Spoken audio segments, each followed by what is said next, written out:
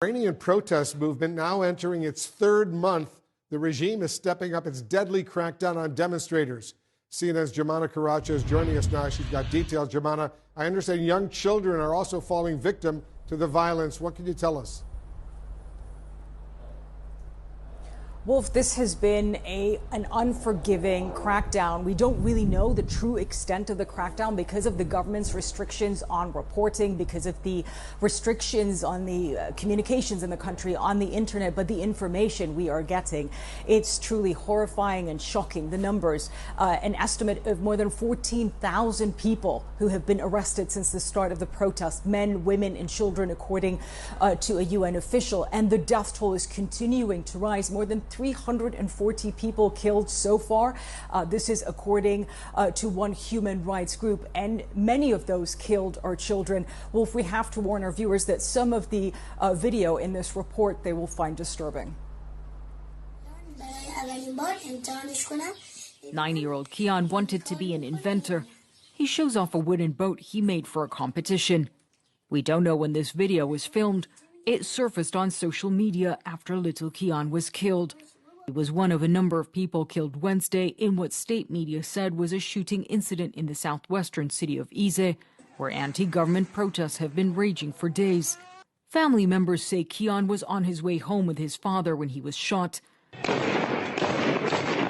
Iranian government says this was a terrorist attack, but activists say Kian is a victim of the regime's ruthless crackdown on protests, one of more than 40 children killed since September, according to rights groups. Every day for more than 60 days now, Iranians have been burying their dead. More than 300 lives lost in this battle for change.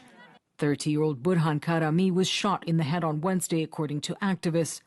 This disturbing video captures the moment a bullet struck him.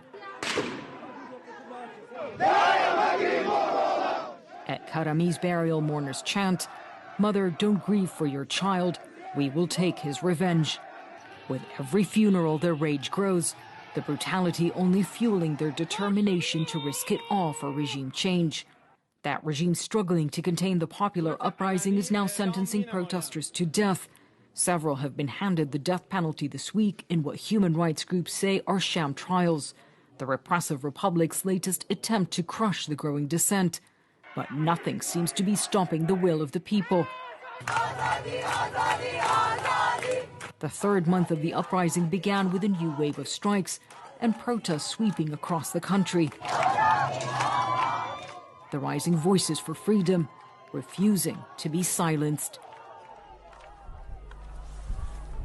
And Wolf, really extraordinary scenes across Iran tonight. We are seeing some of the most intense, some of the most widespread protests we have seen so far, from the capital, Tehran, to more traditionally conservative religious cities like Mashhad, that is a part of the clerical establishment's power base, to cities across the Kurdish region in the west. But we're also getting disturbing reports of more casualties and a rising death toll in those Kurdish areas, Wolf.